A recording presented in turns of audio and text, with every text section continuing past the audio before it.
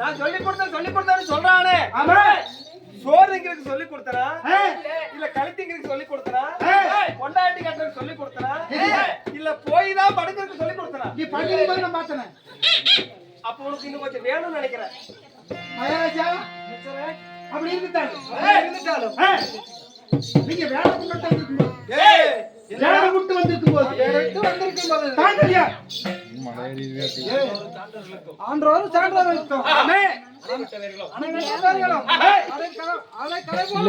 அமர்ந்து கொண்டிருக்கிறார்கள். குரு பெரியவர்களும் தாய் தந்தைமார்களும் தாய் தந்தைமார்களும் பெரியவர்களும் அனைவற்ற பேர்களும் அமர்ந்து கொண்டிருக்கிறார்கள். நமது கணபதி நாடக்குழுவின் சார்பாக மனமார்ந்த நன்றி வணக்கம். அமைச்சரா மகாராஜா அப்ப இருக்காங்க. மகாராஜா தாங்கள் யாருங்க? மகாராஜா பவர்ஃபுல் கேமரா அடிக்குது. தாங்கள் யாருங்க? நான் எந்த நாட்டுக்கு சேர்ந்த நாட்டு தான் சேர்ந்தவங்க. உங்க பேரு தான் என்ன தெரிவிக்கின்றது? அப்படி ஆகட்டும்.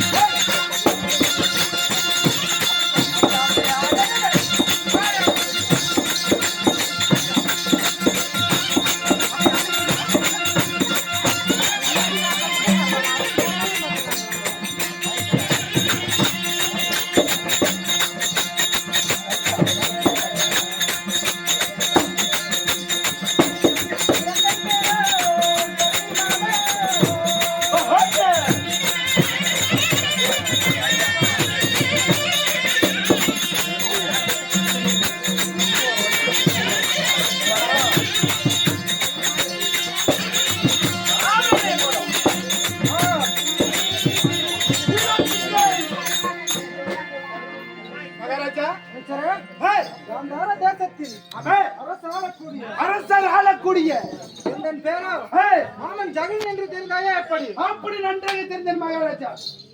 மகாராஜா அமைச்சரா ஜெகனி மாமனா இருந்துட்டாலும் பிறகு உங்களுக்கு என்னதான் வேலைங்க? பிறகு என்ன வேலைங்க?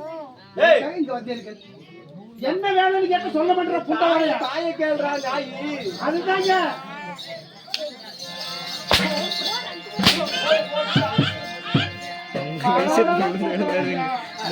மகாராஜா. அப்படி இருந்துட்டாலும் உன்னை பெத்தாங்களே உங்க அம்மா யாருங்க? முந்தி தவங்கிடந்து முந்தை தவங்கிருந்து இன்னொரு நாள் சுமந்து என் நெற்றி நீங்க எடுத்த ஆமே என் தாய் யாரு தெரியுமா? தாய் யாருங்கள்? இதோ தெரிவிக்கின்றேன். அப்படி ஆகட்டும்.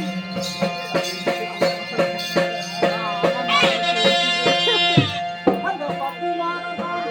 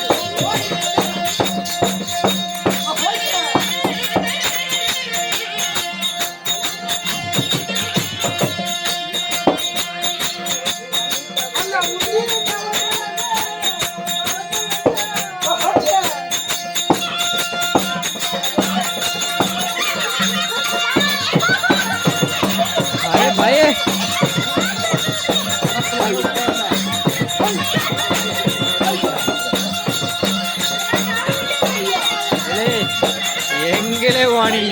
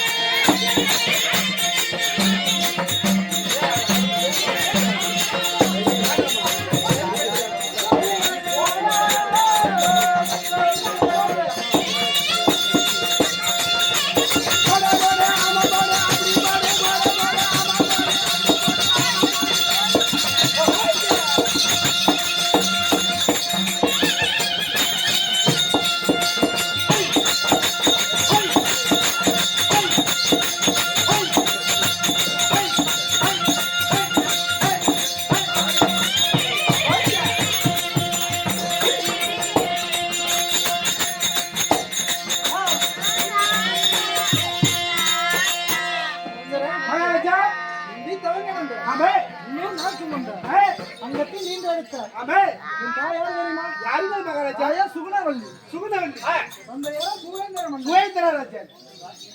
சுகுணவல்லிக்கும் ஹேய் சுகேந்திர மன்னனுக்கும் ஹேய் நாங்கள் எத்தனை பேர் பிறந்தோம் தெரியுமா? எத்தனை பேர் மகாராஜா பிறந்தீங்க? சரியாக 104 பேர் பிறந்தவரோ. எத்தனை அப்படி வந்தாரா? ஏன்னா ஏன் அப்போ வார்த்தை வந்தா 100 பேருன்னா ஏய் போறேங்க ஏன்டா கூப்பிடுற? இந்த மணி வந்து கூப்பிட்டு யாரை கூப்பிடுறோம்?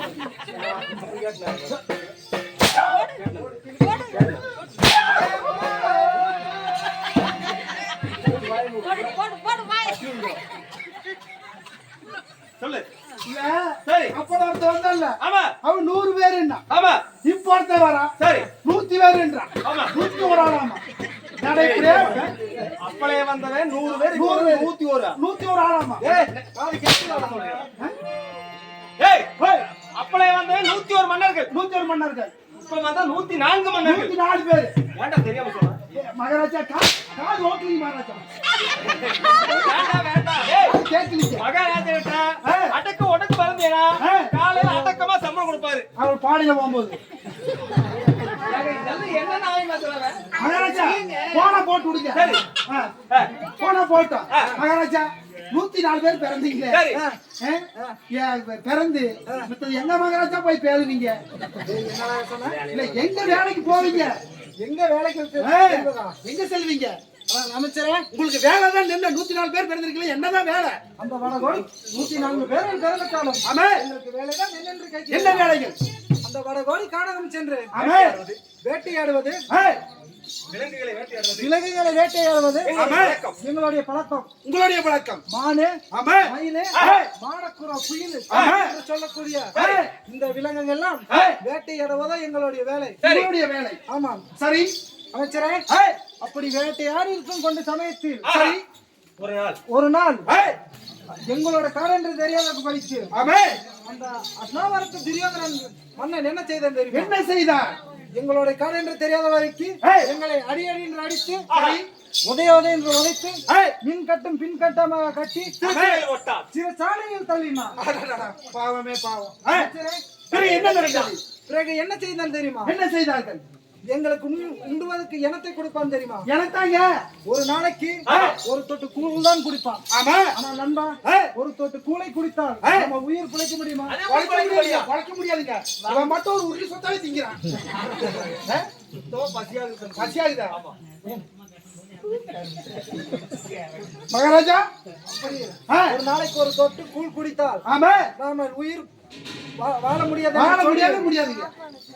அண்ணன்மார்களே, தம்பிமார்களே வீட்டில் ஆனால் அண்ணன்மார்களே, தம்பிமார்களே, ஆமா, உங்களுக்கு கொடுக்கின்ற கூழ் எல்லாம் ஆமா, எனக்கு ஒருவனுக்கே கூடுங்கள். ஆமா, நான் ஒருவனை குடித்து ஆமா, அந்த துரிய உருவம் பெரிதாகி உருவம் பெரிதாகி ஆமா, அந்த துரியன் குடியன் கெடுக்க வேண்டும் என்று அப்படி என்று சொல்லி மனதிலே எண்ணம் கொண்டு அவங்களுக்கு குடிக்கின்ற கூழ் எல்லாம் நான் ஒருவனை குடித்து உருவம் பெரிதாகி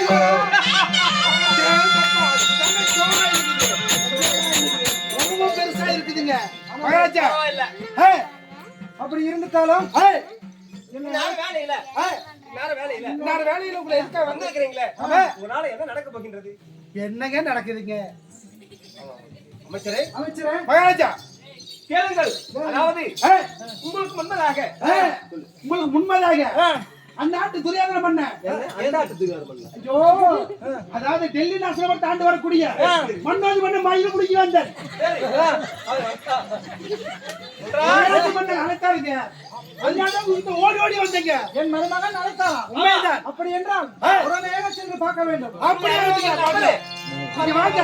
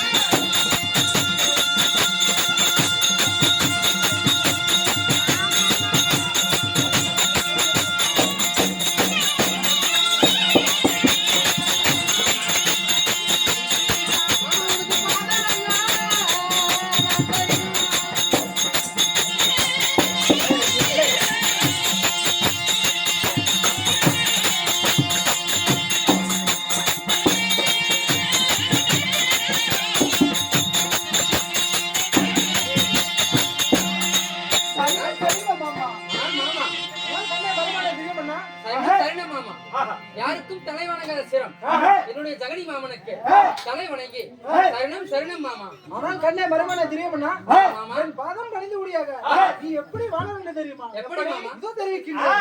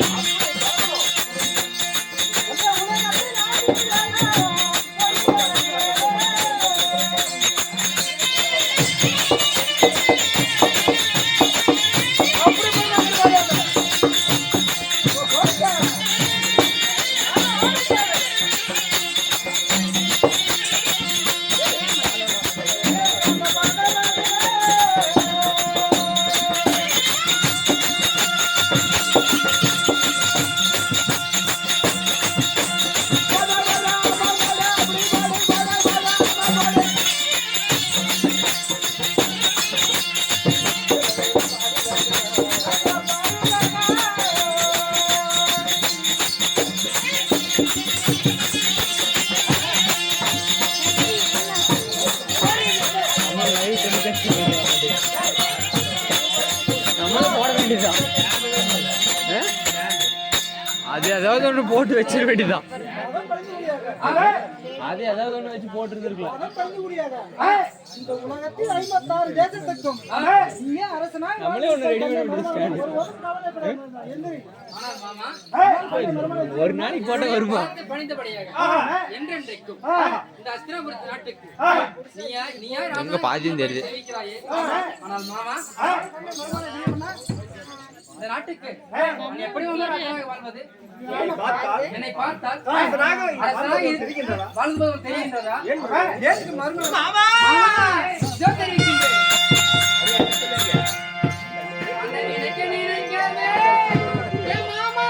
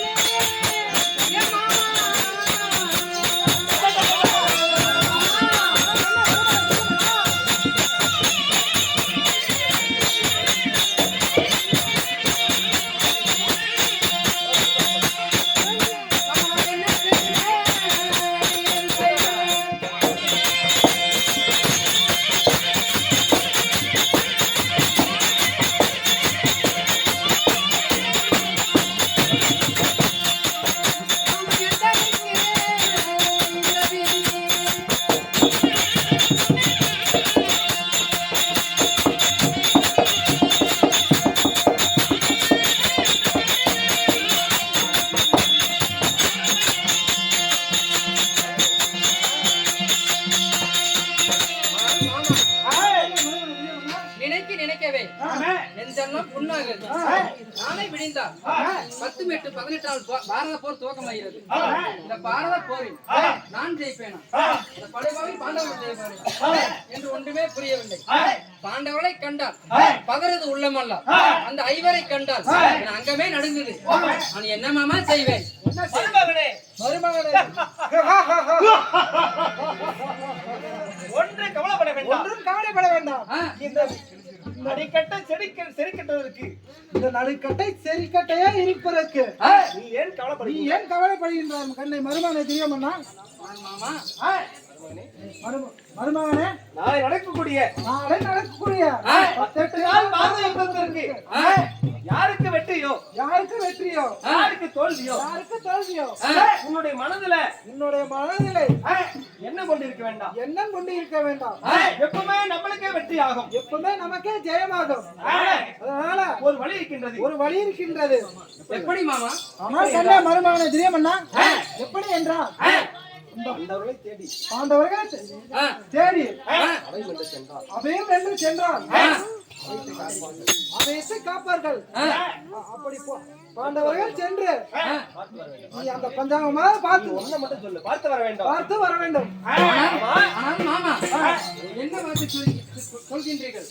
போயும் அந்த பாண்டவரிடத்தில் நான் சென்றால் என்னை சும்மா விடுவார்களா? ஏனப்பா கண்ணே மருமகனை தெரியுமண்ணா, நீ அப்படியே சென்றால் கண்டிப்பாக உன்னை விடமாட்டார்கள். அதாவது எப்படி சென்ற ஒருவராகி ஐவரும் ஒருவராகிய சாத்திரத்தே மிகுந்த சகாதேவரிடத்தில் சென்று அந்த பஞ்சாமகன் பார்த்து வந்தான்.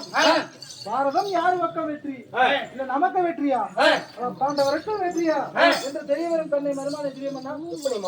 எப்படி மாமா செல்வது? ஆனால் கண்ணை மருமகனை தெரியுமண்ணா, எப்படி செல்ல வேண்டும் என்று தெரியுமா?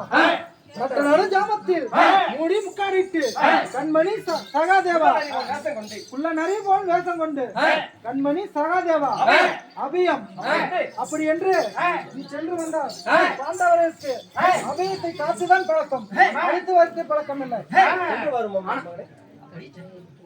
அப்படியே சென்று வரும் கண்ணை மருமகனை தெரியுமண்ணா. அப்படி ஆகட்டும் மாமா. சென்று வருகின்றேன். வந்த காரியம் முடித்து அப்படியே ஆகட்டும் கண்ணை மருமகனை தெரியுமண்ணா. அமைச்சரே, என்னுடைய மாமனிடத்தில் விடை கேட்டதற்கு என்ன தெரிவித்தார்? மாமனிடத்தில் சென்று தந்திரமாக சென்று மூடி முக்காலிட்டு குள்ளநரி போல் வேடம் கொண்டு பாண்டவர்களே அபயம் கண்மணி சகாதேவ அபயம் என்று சொன்னார். பாண்டவர்கள் அபயத்தை காத்துதான் வழக்கம், அடித்து விரட்ட பழக்கமல்ல. அப்படியே நாம் செல்ல வேண்டும். அதற்கு முன்பதாக எனக்கு இணைய முறையிட்ட மங்கை என்னுடைய தேவி அரண்மனையில் இருக்கின்றால் அண்ணவளை வரவழைத்து ஒரு வாய்வாத்தியம் வாங்கிவிட்டு என்னுடைய தேவியை சீக்கிரமே அழைத்து